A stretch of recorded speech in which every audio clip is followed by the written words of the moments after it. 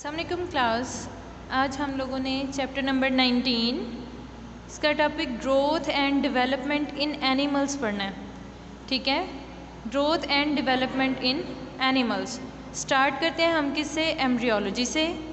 What is embryology? बेटे embryology होता है growth and differentiation in development. देखो डेवलपमेंट कैसे होती है? डेवलपमेंट किसके बाद होगी? फर्टिलाइजेशन के बाद होगी।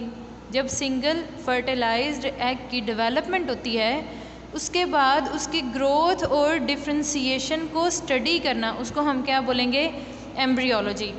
अगर हम सिंपल सेंस में बात करें, एम्ब्रियो और लॉजी मीन्स स्टडी। ठीक है, स्टडी ऑफ एम्ब्रियो की स्टडी हमने करनी है from zygote till the development और till the growth to become an individual और adult। एम्ब्रियो से लेके एडल्ट बनने की जो सारे डेवलपमेंट के प्रोसेस होंगे, स्टेप्स होंगे, उसको हम क्या कहते हैं? एम्ब्रियोलॉजी। अगर हम बात करें डेवलपमेंट की, तो डेवलपमेंट क्या है? डेवलपमेंट एक ऑर्डर्ड सीक्वेंस है। किसका? स्टेप्स का ऑर्डर्ड सीक्वेंस है जो इरिवर्सिबल है। फॉर एग्जाम्पल, सबसे पहला हमारे पास स्टेप होता है डेवलपमेंट का गैमीट फॉर्मेशन, फर्टिलाइजेशन, फिर क्लीवेज, फिर गैस्ट्रुलेशन, फिर ऑर्गेनोजेनेसिस और उसके बाद ग्रोथ। अब गैमीट फॉर्मेशन के बाद जब फर्टिलाइजेशन हो जाती है ना, तो फर्टिलाइजेशन के बाद गैमीट नहीं बन सकते। ठीक है, इस वजह से इसको क्या बोलते हैं? Irreversible step. तो सबसे पहले हम बात करते हैं गैमीट फॉर्मेशन की। गैमीट फॉर्मेशन क्या है? स्पर्म्स और एग की फॉर्मेशन। तो दो तरह के गैमीट्स हैं ना, स्पर्म मेल गैमीट्स और एग्स फीमेल गैमीट्स। इन दोनों की फॉर्मेशन, उसको हम क्या बोलते हैं? Gamete formation. फिर इन दोनों स्पर्म और एग की जो फ्यूजन है और इससे ज़ाइगोट बनना, उसको हम क्या बोलते हैं? फर्टिलाइजेशन। उसके बाद ज़ाइगोट की क्लीवेज यानी कि ज़ाइगोट की डिवीजन और फॉर्मेशन ऑफ ब्लास्टोमेयर, इसको हम क्या बोलते हैं? क्लीवेज का स्टेप कहते हैं। और फिर उसके बाद क्या होता है? क्लीवेज के बाद जर्म लेयर्स बनती हैं जिसको हम क्या बोलते हैं? गैस्ट्रुलेशन।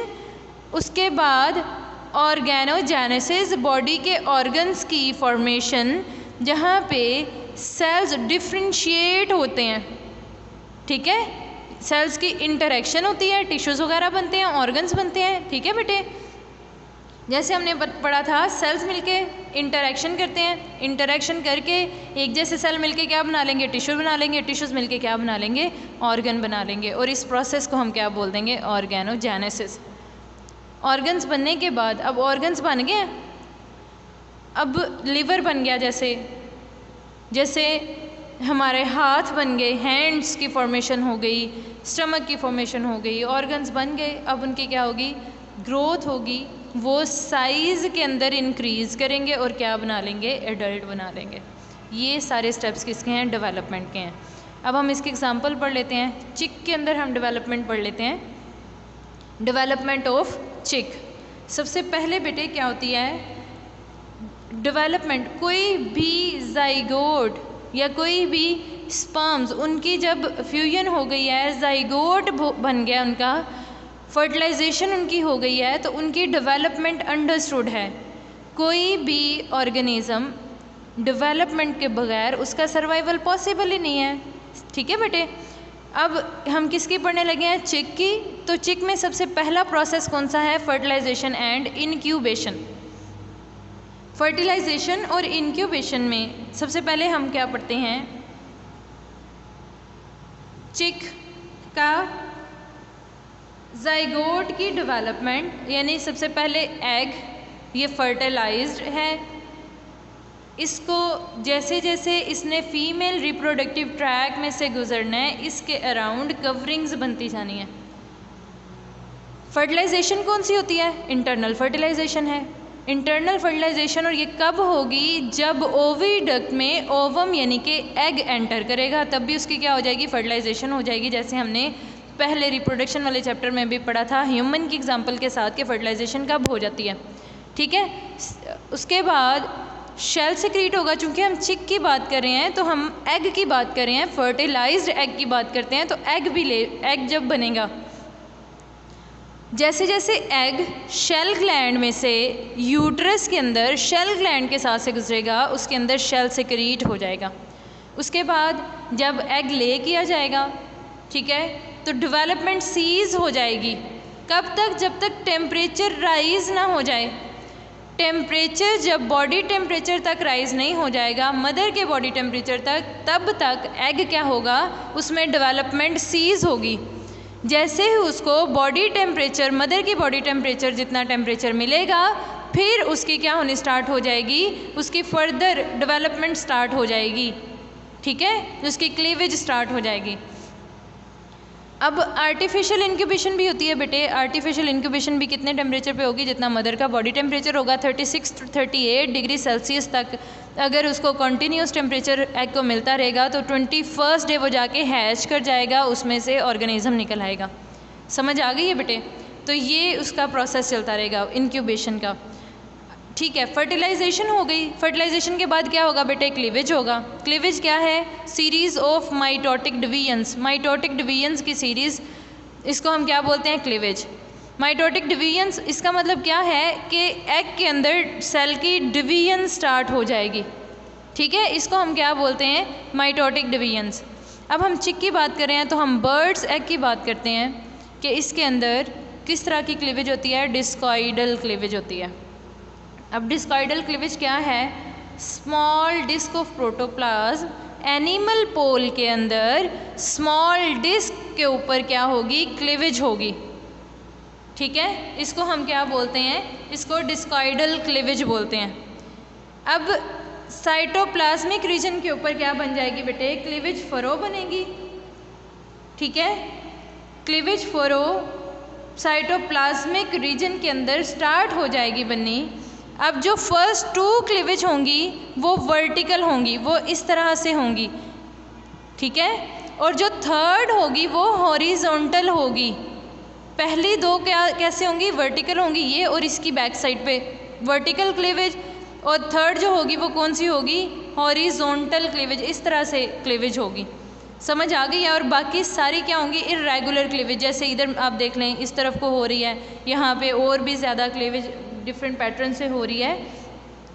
और फिर इसके अंदर जो सेल्स बनेंगे उसको हम क्या बोल देंगे? ब्लास्टोमियर। जैसे हमने यहाँ पे पढ़ा था, जाइगोट की डिवीजन से क्या बन जाएंगे? ब्लास्टोमियर। तो एक सेल से जब 2 सेल डिवाइड करके बनेंगे तो वो क्या बनाते जाएंगे? ब्लास्टोमियर बनाते जाएंगे। अब जब ब्लास्टोमियर बन जाएंगे डिफरेंट, तो इस स्टेज पे हम जो एम्ब्रियो, चिक एम्ब्रियो है, उसको क्या बोलेंगे? मॉर्यूला, ठीक है। क्लीवेज के बाद जो चिक एम्ब्रियो था वो क्या बन जाएगा? मॉर्यूला बन जाएगा। मॉर्यूला क्या है बेटे? पैक्ड मैस है ब्लास्टोमियर्स का। ये किस शेप का होता है? डिश शेप का मैस होगा ये वाला। और जैसे यहाँ पे बेटे देखें, और इसकी थिकनेस कितनी होगी? 2 more लेयर्स ये थिक होगा। और ये जो डिस्क बनाएगा या ऊपर मेम्ब्रेन बनाएगा उसको हम क्या बोलेंगे? ब्लास्टोडर्म। समझ आ रही है बेटे? उसको हम क्या बोल देंगे? ब्लास्टोडर्म।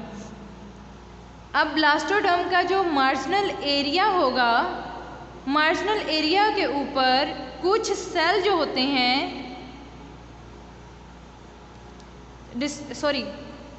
उसके बाद जो सेंटर होगा ब्लास्टोडर्म का, यहाँ पे सेंटर के अंदर जो सेल होंगे वो स्मॉल होंगे, और जो पेरिफेरी यानी किनारों के ऊपर जो सेल होंगे वो क्या होंगे?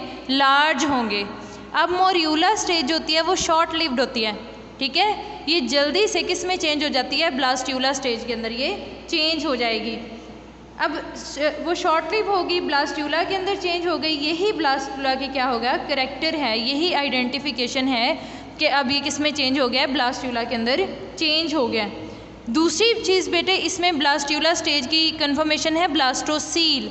ये जो अंदर ये स्पेस बन गई है, कैविटी बन गई है, इसको क्या बोल रहे हैं? ब्लास्टोसील। ब्लास्ट्यूला की कैविटी ब्लास्टोसील, ठीक है बेटे।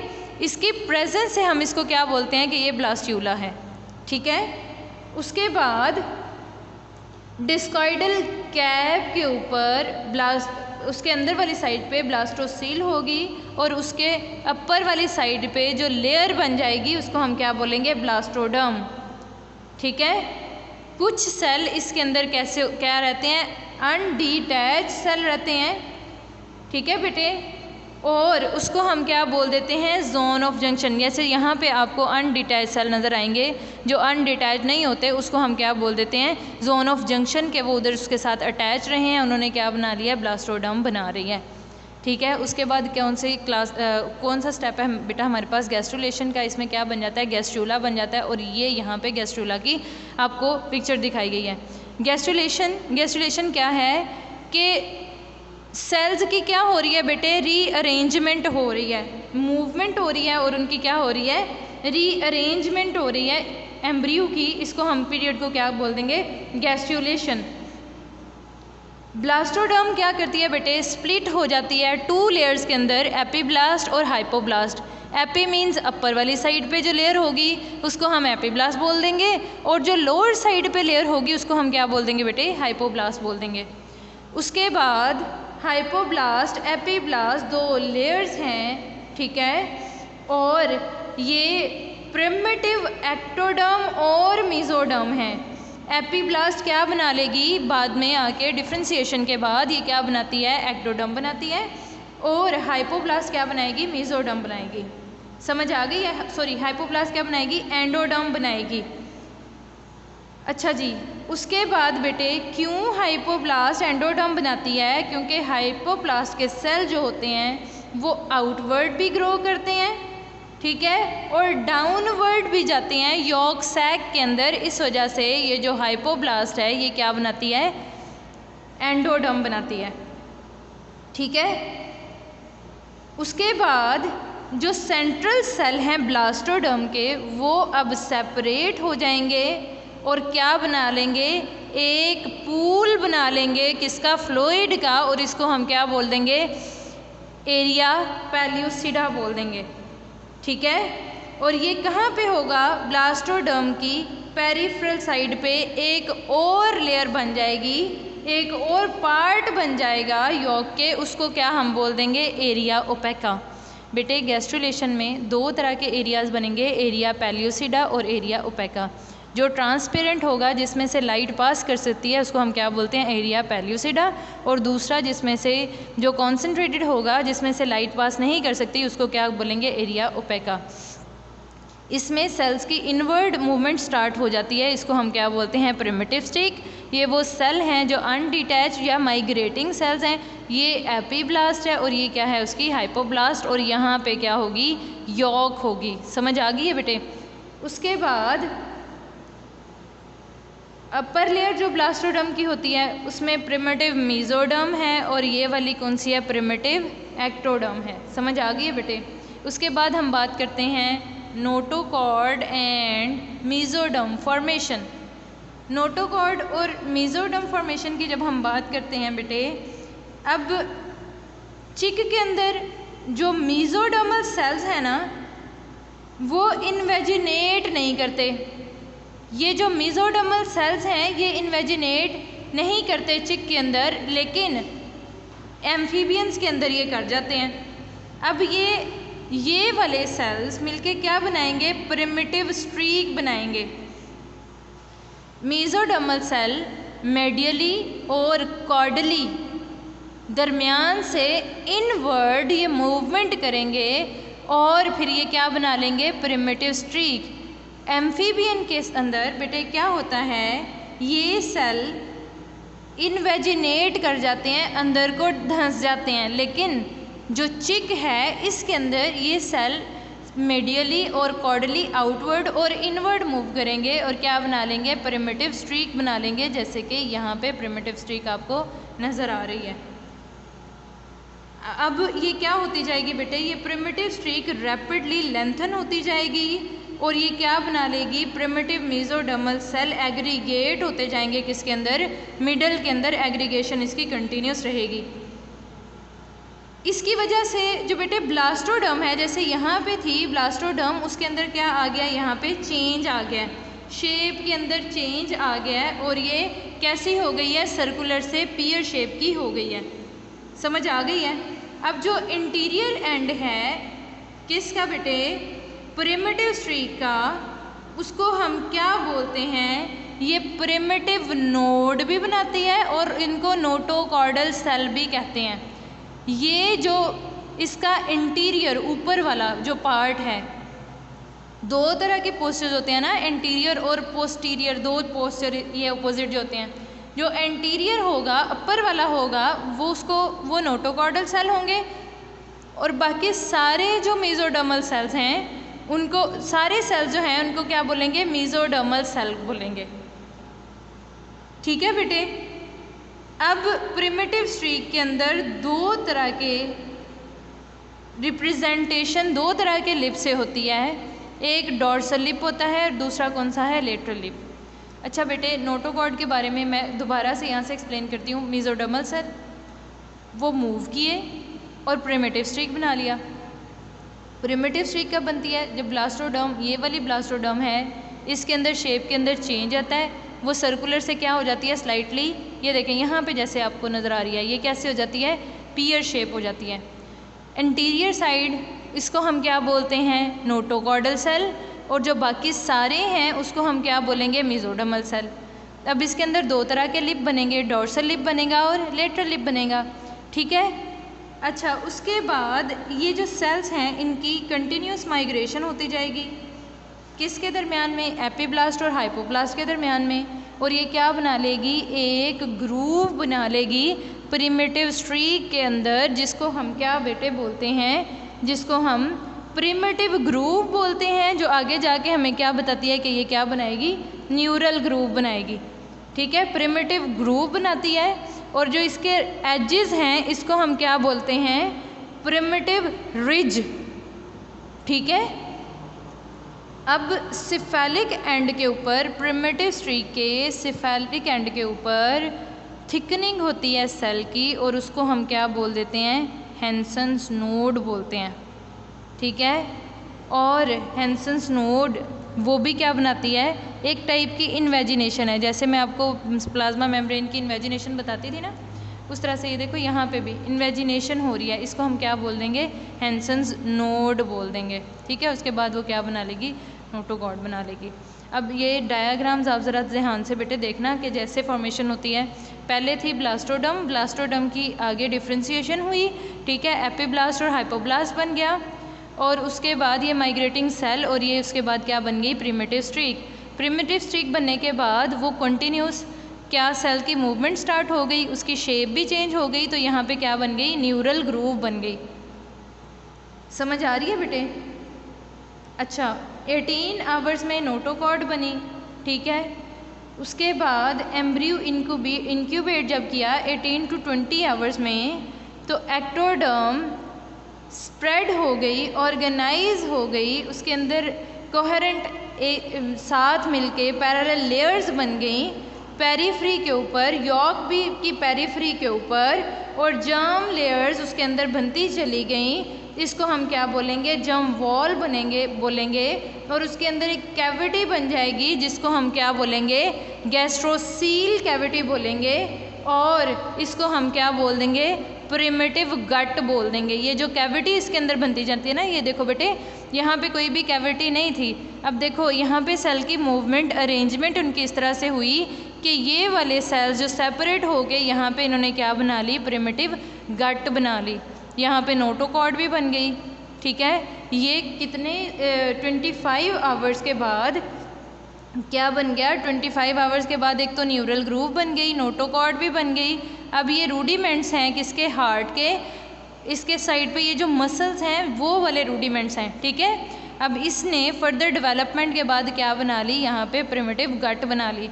अब देखो ये अपर मेम्ब्रेन, और ये एक्टोडर्म हम कह सकते हैं, और ये देखो ये न्यूरल ट्यूब, मेसोडर्म से क्या बन गई, ये न्यूरल ट्यूब बन गई। ये भी मेसोडर्म से क्या बन गई, फोरगट बन गई।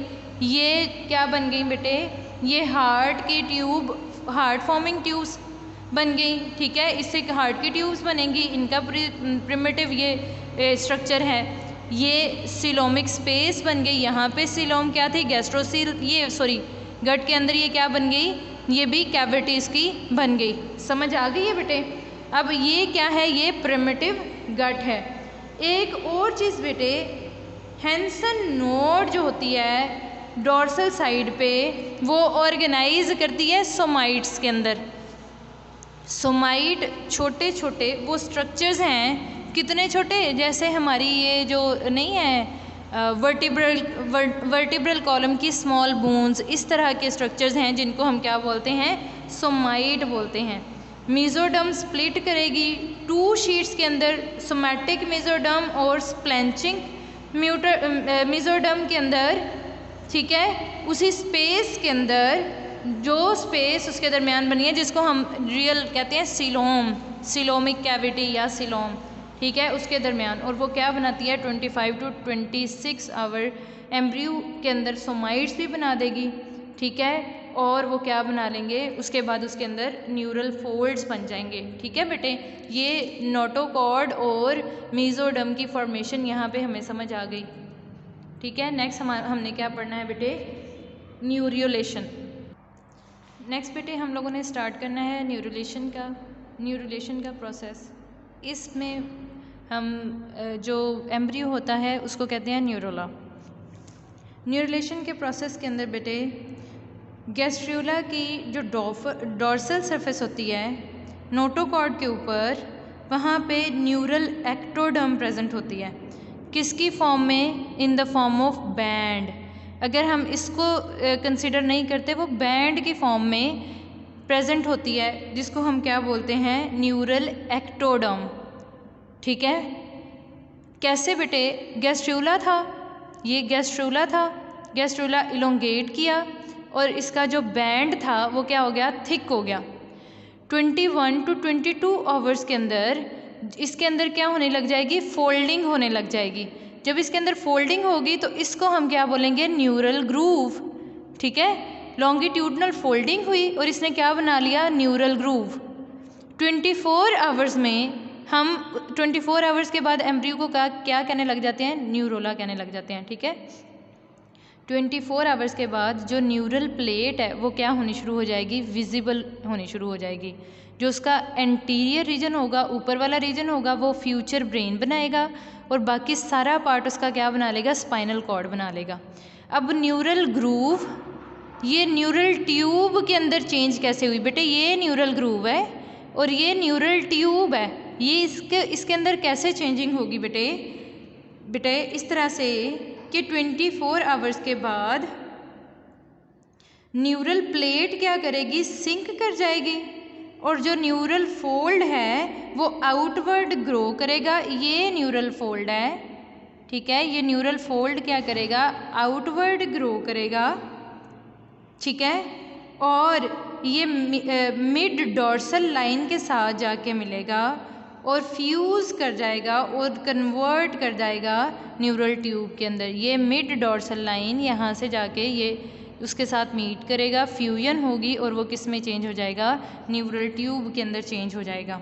अब न्यूरल ट्यूब के ऊपर एक छोटी सी इंटीरियर साइड पे, इंटीरियर और पोस्टीरियर साइड पे ओपनिंग है जिसको क्या बोलते हैं, न्यूरोपोर्स, जो बाद में क्लोज हो जाती है, ठीक है। पहले ये ओपन होती है, जब मीट करती है तो ओपन होती है, उसके बाद ये क्या हो जाएगी, क्लोज हो जाएगी। और उसके बाद जैसे ही न्यूरल ट्यूब बन जाएगी, उसके अंदर एक कैविटी बनेगी जिसको हम क्या बोलेंगे, न्यूरोसील। फ्यूचर ब्रेन और स्पाइनल कॉर्ड ये न्यूरल प्लेट ने बनाना था। जैसे ही न्यूरल ट्यूब बनेगी वो ये दोनों चीज़ें बनाएगी जिसको हम क्या बोलते हैं, सेंट्रल नर्वस सिस्टम। इसका क्या मतलब हुआ कि जैसे हमारी न्यूरल ट्यूब बनेगी हमारा सेंट्रल नर्वस सिस्टम बन जाएगा, ठीक है। उसके बाद कैविटी की बात कर लेंगे, कैविटी क्या है, न्यूरोसील है और इस सारे प्रोसेस को हम क्या बोलते हैं, न्यूरोलेशन। यहाँ तक हमारा ग्रोथ एंड डेवलपमेंट का प्रोसेस क्या हो गया, कंप्लीट हो गया। नेक्स्ट हम क्या पढ़ेंगे, मैकेनिज्म, वो नेक्स्ट क्लास में इंशाल्लाह हम पढ़ेंगे। ओके बेटा।